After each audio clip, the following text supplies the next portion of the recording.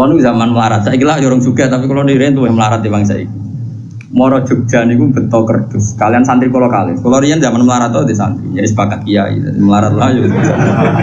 Kulo zaman melarat itu wis ngorek kitab mahal, kitab tertinggi loh. Setelah Fathul Qorib, Fathul Muin, Fathul Wahab itu kitab banyak santri sarang yang ikut saya karena ingin ngaji sama mahal. Padahal tamat aliyah sarang. Jadi mulai dulu saya di Jogja pertama itu mahal. Saya kira tak dono nasoil bibat. Lagi nak gelem sorokan loh, tapi juga si moco tak balenin nih mulang nopo mahal gitu. Tapi sekali raiso tak usir. Itu makmum. Lalah itu lungaku itu bada sufi, sama naruhan bada sufi. Pas antara Pati Purwodadi itu sudah masuk Purwodadi, wae Jumatan. Kulo niku wedi pangeran. Senajan tono kaul-kaul sindarani musafir oleh nopo. Ninggal apa? Jumat, wong kula musafir tenan, misalnya kula teng narukan ya ora omahku. Singkat cerita aku tetap medhun. Padahal gue kerdus sekali perjuangan sholat. Dan iku wudune ku ning kali. Sing Jumatan mu 16. Imame maca Fatihah kok wong jihad, yakin. Aku sih yakin pangeran ra nampa ora mentolo, wis aku yakin aku. Wadi ya wis. Walhamdulillah Rabbul yakin sekali jauh. Mulane kula semenjak iku ora fanatik tajwid. Ono wong makrote apik tapi engkek, makrote keliru tapi jihad. Bayang nus gak mentolo lah pangeran nolak itu. Berarti mun dino siro. Aku sholat nganti nangis. Sampai dongaku tak rubah ya Allah.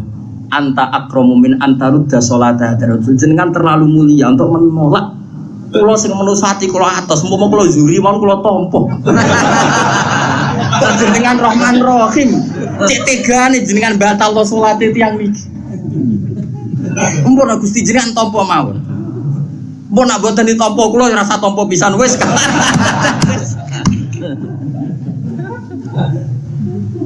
Insyaallah. Tapi kalau tetap majibno makhraj iki mau cerita, kira usah melo-melo, aja terus sensitif. Kok cawe wedok sensitif. Gus kok gak majibno makhraj? Sembrono, ya tetap wajib makhraj, wajib. Cara Imam Jazari sebuti wahakadha menyuruh ilaina napa wasolain. Jadi Quran harus dibaca dengan tajwid karena mulai dulu ya Quran dari Rasul sampai kita ya dengan apa? Tajwid. Tapi ada kasus-kasus tertentu yang tajwid itu nggak bisa kamu wajibkan tadi. Daerah itu sudah terbelakang, ba'idun minal ulama. Singkat cerita setelah saya sholat Jumatan tadi, santri saya 2 itu ya ada. Dia sesuai prosedur fikih kalau nggak sampai 40 itu ya ada. Dan dia yakin kalau iktimamu qari'in bi ummin itu tidak sah. Wong dene iso ngaji mahal di dadi roh. Wong korek makmum wong ummi iku tidak sah. Dene ya ada. Tapi aku ora ya ada. Ora krono sama takok Gus lha jenengan mboten ada. Aku nak ya ada iku mari takabur. Kaya salat wong ora ditompo. Wes aku spekulasi kok sowan pangeran atok rata kabur dibang ya ada. Wis kowe ya tetep ya ada ora usah. Tapi ya ada iku sampe isin mbek pangeran Gusti jenengan iku wong mulia, zat sing mulia. Gak mungkin nolak salate tiyang niku. Wis 16 lah pun. Dadi aku ra ada iku kuwatir ujug, kuwatir takabur mosok pangeran ra ngesano. Salate wong sing jihad. Obar runtusin mama aku delok sakit. Lah mau Fatihah ngono geger yo. Kok wong kelahiran lho, kok wong kelahiran. Angel temen contone. Terus niki kula terangaken nggih masalah salat imaduddin. Kula niku lami sangat di pikiran niki dan ini pasti benar.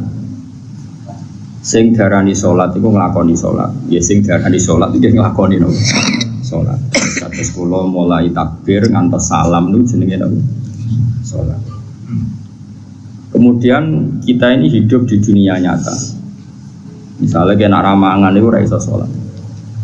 Ku awak lemes iku ngadeg ora iso apa meneh napa? Salat. Sehingga ada wasail wong kon mangan ben kuat salat. Kemudian ada wasail lagi, misalnya gini ini pengono tenan. Nabi Ibrahim itu nabi yang luar biasa. Beliau Khalilur Rahman. Dia tahu kalau fisik manusia itu kalau tidak makan itu tidak bisa sholat. Sehingga beliau itu ngerayu pangeran, ya Allah Rabbana liyuqimus sholat faj'al afidatam minan nasi tahwi ilaihim warsuhum minas samarat. Gusti tiang-tiang Mekah utai pecinta Mekah atau siapa saja yang Islam niku paringi kelar mangan. Ben nak kelar mangan iku ben kelar sholat. Sehingga para ulama juga mengkiaskan, misalnya begini, kalau kita tidak punya otoritas politik, maka sholat dilarang. Sehingga kita juga menjaga otoritas politik supaya sholat itu gak dilarang. Caranya gimana? Misalnya gini, saya ini buruh di pabrik milik Cina yang non muslim. Gara-gara saya buruh dilarang apa? Sholat, karena mengganggu jam kerja. Kalau saya mampu bikin koalisi buruh menuntut hak sholat, saya harus melakukan itu. Karena itu cara saya untuk mendirikan sholat. Atau kalau ada umat Islam mampu kaya dan bisa menciptakan lapangan kerja dengan membolehkan sholat, maka harus melakukan itu demi tegaknya sholat. Makanya ini kelirunya kita. Nyongkone ngelakoni sholat itu pokoknya ini dewe sholat. Dia agak mikir bahwa untuk bisa sholat itu dibutuhkan kekuatan ekonomi, kekuatan politik. Saya tuh ngaji di mana-mana, saya ulang-ulang. Islam ke Selat Malaka itu Thailand sama Indonesia itu umurnya bareng. Cuma kebetulan Thailand nggak milih politik, negara dikelola non Muslim. Tahu-tahu sholat itu dilarang di Thailand. Indonesia kebalikan, lah kiai ini seneng politik, keterusan nganti sakniki, paham ya? Akhirnya Rawali Songo itu Islam lagi rong generasi. Iku wis gawe demak napa? Wah, senatri mau sholat dilarang. Nara sholat ra iso jadi presiden. Jadi saiki sholat malah bupati kok ora sholat, terus ngarah dipilih, gubernur kok ora sholat. Lho, ngarah dipilih. Ana cawayu sholihah kok sing lanang ra mbebo sholat, ya ora payu. Iku keterusan paham. Tapi ini mau cerita. Jadi karena redaksinya Quran itu wa iqami sholat, mendirikan sholat supaya sholat itu berdiri, bukan kamu saja tapi seluruh negara. Dan itu dibutuhkan macam-macam tadi. Ibrahim nyontohkan kekuatan politik, kekuatan ekonomi, bahwa untuk sholat itu harus warzukum minas samarot, harus ada materi fisik, yaitu orang makan. Terus di ayat umum Nabi Muhammad dicontohno ciri utama agama wis menang ku Muhammad wala yumakkinanna lahum dinahumul ladzir tadallahum wala yubaddilannahum min ba'di khaufihim amna. Ciri utama kemenangan Islam Muhammad, nak orang melaksanakan Islam itu sudah ada ketakutan. Disebut wala yumakkinanna dinahumul ladzir tadallahum. Jadi kira-kira perasaanku loh, ada satu negara yang lama sekali ada Islamnya, kemudian sholat di situ takut, sama negara yang sholat tidak takut. Coro alamat untuk futuhi pangeran yang milih negara yang sholat itu udah tidak takut. Mergo Allah ngendikan wala yumakkinanna lahum dinahumul ladzir tadallah. Allah bikin tamkin itu kemampuan melakukan ibadah secara netral, secara kuat. Terus wala yubaddilannahum min ba'di khaufihim amna, dan mereka melakukan ibadah itu merasa aman, tidak merasa takut. Kayak dulu sahabat sholat tuh sembunyi-sembunyi. Ba'da fathi Mekah sholat terang. Ini penting kalau ingat no. Jadi sing sufi goblok ya ben mari, ben gelem rontok politik. Sing politik yo mari sholat tuh rambut tebar pesona. Jadi sepodo mari ini terus yang waras bedok ya ujug ben ate pikiran. Ya pokoknya iki ngomong ilmu ngono ae napa, ora usah ujug-ujuban, pokoknya ngomong napa? Ilmu. Ora usah terus rasa suci dhewe yo ora. Wong rom yo lagi tak kandhani iki wae. Tapi yang jelas ning ayat itu jelas sorry ada kata-kata wala yumakkinanna lahum dinahumul ladzir tadallahum wala yubaddilannahum min ba'di khaufihim amna. Jadi ciri utama agama hebat itu kalau merasa tamkin, rabi yo iso, wayoh yo iso, itu berarti wis jos beragama secara apa? Benar. Paham ya? Tapi nak wani ya pokoknya sementing itu wani. Lho kalau di kanca bojone loro telu iku langsung legal kabeh, didaftarno langsung legal kabeh. Kondang tenan. Rabi langsung wakeh, didaftarno ya langsung legal kabeh. Yo hebat tenan. Tapi kok kuat suwe ora ya ora roh, nah iku takdir no. Tapi ini penting kula aturno nggih. Kula niku kan maca tarikh niku kathah. Maca tarikh niku kathah. Di antara tarikh itu kenapa semua nabi itu kok menguasai negara? Enggak ada nabi yang enggak menguasai negara. Nabi Muhammad pada akhirnya menguasai Mekah Madinah. Ada Fathu Mekah. Karena dengan menguasai ini berarti sholat ibadah menang. Sholat ibadah menang. Kalau enggak ya dilarang. Dulu orang sholat di Masjid Haram itu dilarang. Dulu orang Islam sholat di mana-mana dilarang. Sampai Islam kuat, terus berani terang-terangan sholat. Fasda gimana wah? Tumar. Di Indonesia sekarang luar biasa. Malah pejabat yang enggak sholat itu dijeng wong. Sekira-kira malah radadi. Golek bojo wong ra salat saiki kangenan. Musibet. Wes pokoke jos.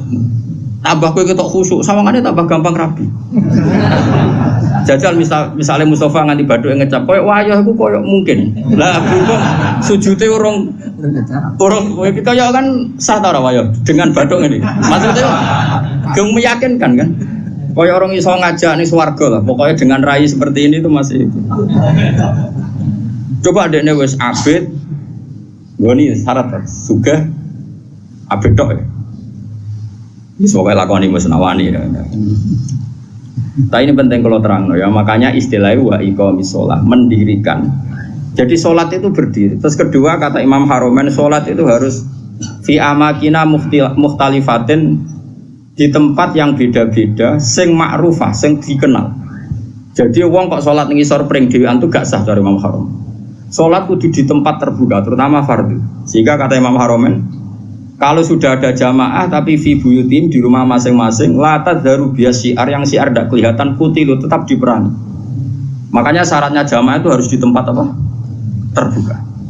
Karena ini butuh syiar, butuh show bahwa Islam ya demi sholat, bukan sholat demi Islam. Jadi kita bela-belani kelar mangan ya ben kelar sholat, menguasai politik ya ben sholat tidak dilarang. Kita menguasai publik biar publik terinspirasi oleh hukum Islam rupanya apa? Sholat.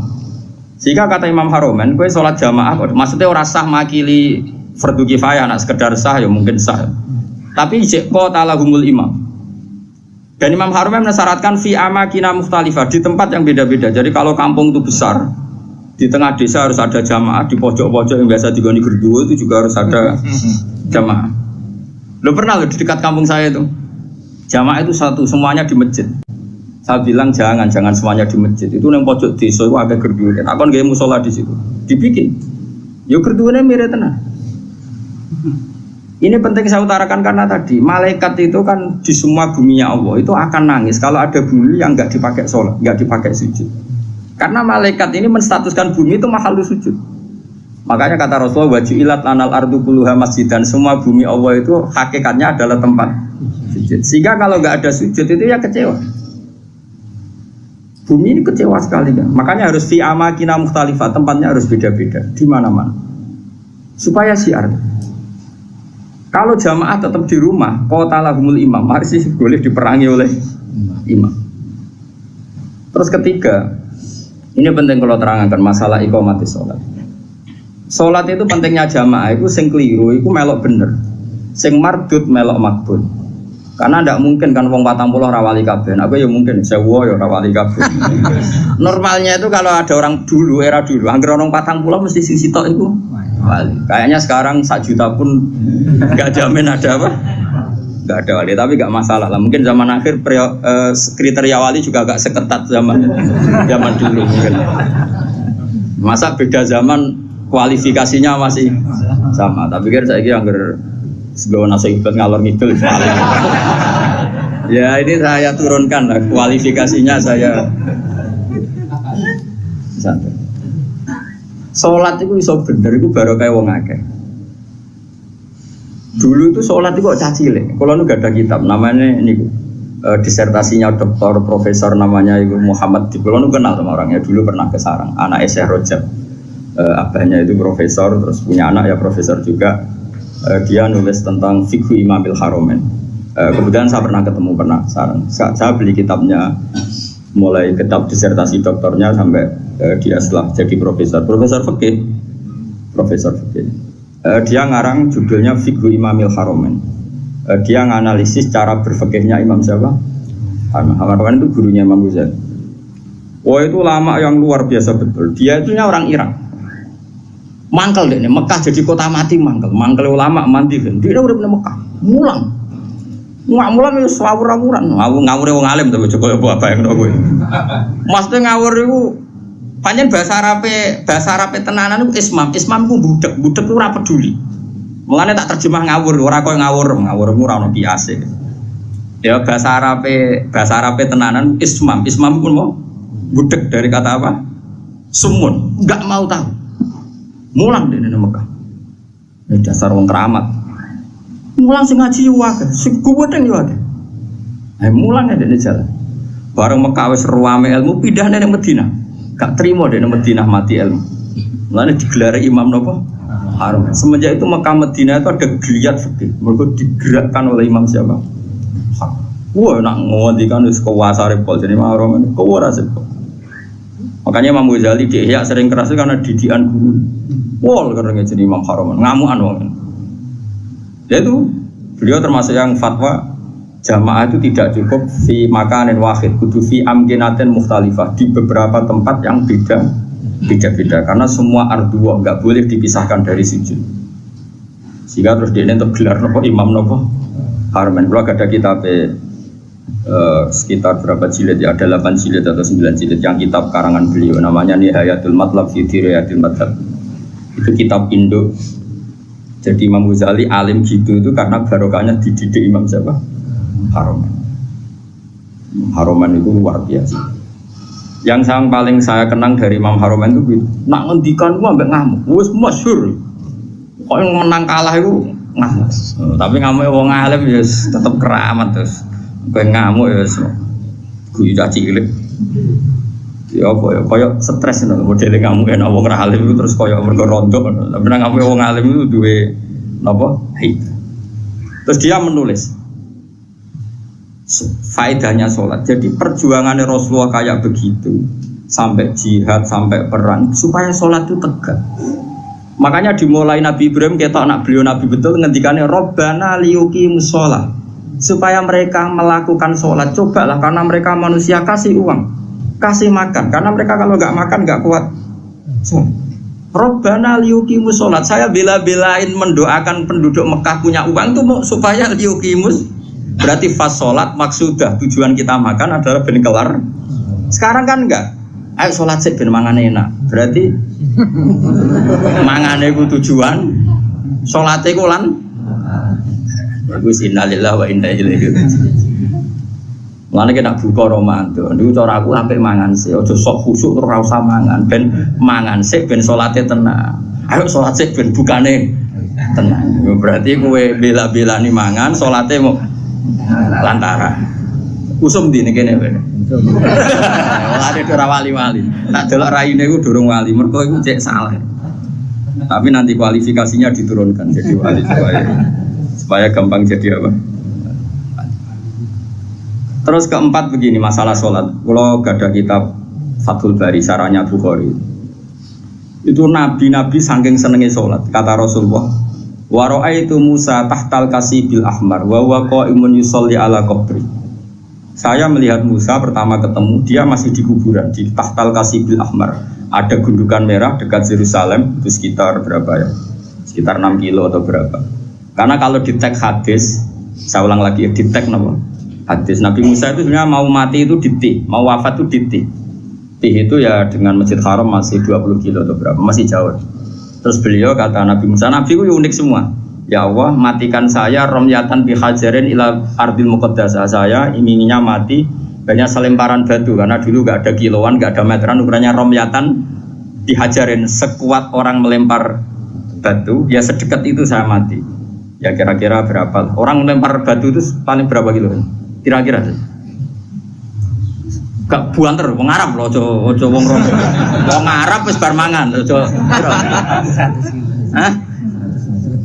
Nak watune cilik tak gede. Nak watune gede kok. Nak jak matematika juga. Gak kira 100 meter par kan? Hah? Bro. Nah itu di situ Nabi Musa itu sholat. Kalau nanti teng makomnya Nabi Musa, makom itu tempat beliau sholat dulu. Teng kuburannya ini, meskipun kuburannya mukhtalaf alaih tentu.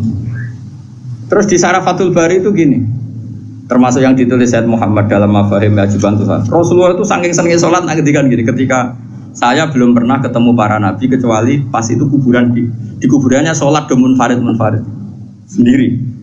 Kan gak iso ngentongi jamaah mau ndak mau harus sendiri. Pas Nabi Muhammad mau Isra itu kan beliau di Baitul Maqdis. Semua sholat datang. Karena mereka hobinya sholat ini mumpung ada imam besar. Imam besar Kanjeng Nabi maksudnya ngono Bapak. Kowe kok aja terlalu jurnalistik. Mumpung ada imam besar, Imamul Muttaqin itu, yang di tarhim-tarhim itu loh. Di tarhim-tarhim kan diterangkan loh, yang ada tuh musola-musola yang masih pakai tarhim itu. Watakot dam tali solati, fasolah wa antal seperti, terus watakot dam tali solati, terus wal antal apa? Imam. Kemudian para nabi datang, kamu maju dan kamu menjadi apa? Imam. Itu nabi sebelum Mi'raj itu kenangannya para nabi ya sholat. Jadi semua nabi datang ke Baitul Maqdis itu hanya apa? Untuk sholat. Mumpung ada ya Imam al-Muttaqin, Imam al-Mujahidin, imam besar, ahli jihad, ahli taqwa. Itu semuanya gitu, semuanya demi sholat. Singkat cerita ketika Nabi mau kabundut, saking senangnya sholat itu ngerti kan ya, saya hafal teksnya. Saya ini mau meninggal kata Nabi, dan saya melihat para nabi itu sholat di kuburannya. Terus kata Nabi, wa ana akramu ala Allah, dan saya terlalu terhormat. Saya ini terlalu terhormat di mata Allah untuk membiarkan saya 3 hari meninggal kemudian saya tidak sholat. Jadi pastikan kalau saya terpaksa ngalami masa-masa kecelok mati mayit, maksudnya kecelok ya tentu tidak mayit hakikatan karena semua nabi itu ahya, semua nabi itu hidup. Umpama aku kecelok ngikuti prosedur umumnya wong sing kecelok kabundut, paling banter mati. Aku ku isin be pangeran, terlalu terhormat pangeran. Kok aku terus ning kuburan kok amen turu mati terus sholat. Jadi Nabi cita-cita terbesar beliau setelah meninggal pun itu mau melakukan sholat. Wa ana akramu ala rabbi. Setelah saya meninggal gini, walam usolli ba'da salasin. Kemudian saya tidak sholat setelah masa 3 hari. Ya masa 3 hari mungkin itu pilihan Nabi karena mau tidak mau harus mengalami proses peralihan alam ya. Tapi tetap cita-citanya itu sholat. Nah saya ini gue iso sholat udah spring susu. Ya Allah, ya alhamdulillah dan sampai sejak urip besar. Terus keempat, sebaiknya imam sholat itu yang paling alim, paling akrok, paling benar. Itu awal-awalnya. Tapi nanti kan terus kayak seleksi KPU. Misalnya Mustafa, wis iki jenggoten wis sunah Rasul tua wis bener. Tapi engkau tajwidnya kalah mbek Ki Fuad. Ki Fuad misalnya tajwidnya bener kalah sepuluh mbek Pak Hudi. Nanti kan iso seleksi kan ribet. Sajane apik aturan itu tapi nanti sini ribet. Terus Ruhin menang. Wah, ra iso sing paling parah pangeran jare Nabi wong fakir. Wah, sesat barakah. Wah, yo repot. Dulu itu sholat itu memang diseleksi betul. Karena ya umul qauma aqra'uhum likitabillah, yang paling berak imam itu yang paling akra, yang paling afqah, yang paling asan, yang paling aqdam hijratan difke kan ada aturannya. Satu yang paling bacaannya benar. Benar tok harus tahu apa maknanya. Karena kalau enggak tahu maknanya itu kalau wakaf itu fatal. Ya fatal tuh Pak Udi. Misalnya ono wong wacanane apik terus wakofe ngene. Innallaha la yastahyi terus wakaf. Ayo prono. Mulane wong-wong sing korek suarane apik mbok do tobat, belajar maknane Quran. Kadang wakofe iku fatal. Ya ono sing wakaf ngene misale. Apa itu? Innama yastajibul ladzina yasma'una wal mauta. Berarti artinya terus piye? Dadi sing nampa dakwahe pangeran iku wong kula niku cara pantes wae ngarang Bapak Kofasol, tapi kira-kira do angel bali lho wis rugi. Jadi yang keliru di Indonesia ini kritik saya terbuka pada yang belajar tajwid hanya makhraj. Sebetulnya dulu definisi tajwid itu udah hanya makhraj, termasuk ma'rifatul wuquf wal wusul. Makanya nenggone Jazariyah wa ba'da tajwidi kalil hurufi la budda min ma'rifatil wuqufi. Jadi wakaf itu inti tajwid, tapi sekarang wong muni ahli tajwid itu maknane makhrote tok. Wakaf asal jeblok sehingga ana wong wakaf inna wa la yastahi. Ya prono. Tapi zaman sing sempurna itu sapa? Ya sudah, sing iki tampa wae, sing zaman akhir tampa wae. Cuma sebetulnya kalau mau belajar tajwid itu ya sak paket belajar wakaf dan wasol. Karena sekali salah itu fatal. Pemene wakaf juz 24. Wa kadzalika haqqat kalimatu rabbika 'alal ladzina kafaru annahum ashabun naril ladzina yahmiluna al-arsya wa malah tuhu malaikat Jibril. Mergo niku ashabun nar disifati alladzina yahmiluna al-arsya. Neraka alus. Makanya wakaf ini penting sekali. Lho kula nu gak ada kitab karangannya Hasan bin Hadi Asegaf. Saking Judulnya kitab Al-Jauharul Masun fi Qiraati Qalun, qiraahnya Nafi' yang riwayatnya Qalun. Sampai saking duane Habib Hadi Hasan Hadi Asgaf. Itu orang Sadat yang terkenal ahli qiraah. Sampai ngedikan gini, saya ngapal kitabku 6 wakoh tok dakhalal jannah. Saking mangkele wong wis ora belajar. Roh tok 6 sangka wakoh. Iku dakhalal. Lah aku apal ae ketan. Jadi potensi swarga itu tinggi lah karena 6 ae swarga. Puluhan mungkin ratusan. Karena ya tadi fatal, kalau tidak tahu itu fatal. Ya tapi piye zaman akhir kabeh wong-wong ra sempurna. Ya sudah enggak apa-apa, sudah kita seperti ini kita terima saja.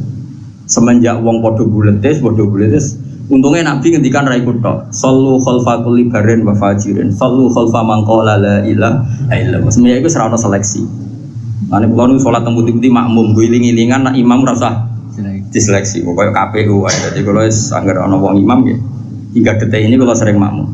Kula sampean kapan-kapan nak tua yang imami kapan-kapan. Tapi saniki sementara makmum guling-gilingan nak salat itu sesuatu yang baik, bahkan ketika diimami orang yang kurang baik. Masyhur itu kan, ketika Sayyid Rasman dikepung oleh orang-orang Khawarij, semuanya itu fusak, terus sholat didirikan. Ketika sholat didirikan, karena orang soleh-soleh itu dikepung, diimami mubtadi, orang yang sangat berdua, sangat berdua. Bahkan orang yang imam ini termasuk orang yang menghendaki Husain terbunuh, Sayyid Utsman terbunuh. Orang-orang baik di dalam gedung, termasuk Sayyidina Utsman, Sayyid Hasan bin Ali, terus ada Abu Hurairah, ada beberapa itu. Terus ketika sholat didirikan itu ada yang usul ke Sayyidina Utsman, ya Utsman, apa engkau membiarkan mereka ngimami sholat sementara mereka berdua itu?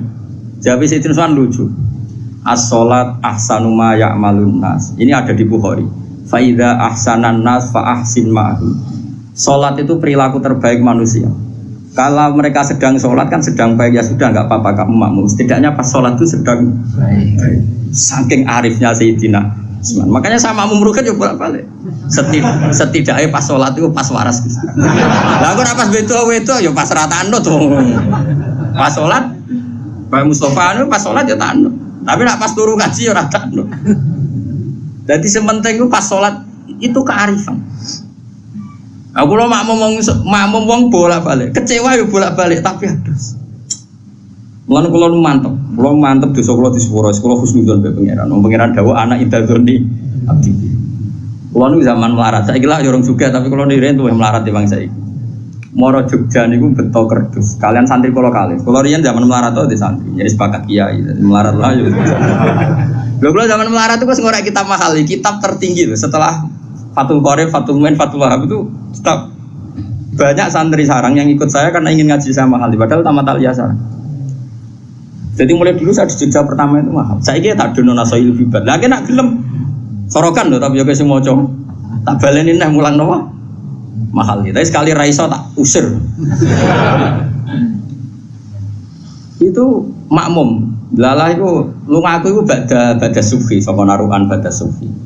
Pas antara Pati Purwodadi itu sudah masuk Purwodadi, wae Jumatan. Pulau ini wedi pangeran, senajan tono kaul sedarani musafir oleh no. Ninggal apa? Jumat, pulau musafir tenan, misalnya pulau teng naruhan ya ora omahku. Singkat cerita aku tetap medem, padahal gue kerja sekali perjuangan sholat. Dan wudhunya gue neng kali, sing Jumatan mau 16. Imamnya mau coba Fatihah kok wong jihad, yakin. Aku sih yakin pangeran ra nampa ora mentolo, wis aku yakin aku. Wadi ya wis. Walhamdulillah rabbul alamin. Yakin sekali jauh. Mulane kula semenjak iku ora fanatik tajwid. Ana wong makhrote apik tapi engkek, makhrote keliru tapi jihad. Bayang nus gak mentolo lah pangeran nolak iku. Berarti mun dina Iro, aku sholat nganti nangis, sampai dulu aku tak rubah ya Allah. Anta akramu min anta rudda sholata terus jenengan terlalu mulia untuk menolak. Kulo sing menusati kulo atas, mau kulo zuri, mau kulo tompo. Jenengan Rahman Rahim, cek tegane jenengan batal lo sholat itu yang niki. Mbok Gusti jenengan tompo mawon. Mbok nak boten ditompo kulo rasa tompo pisan wis.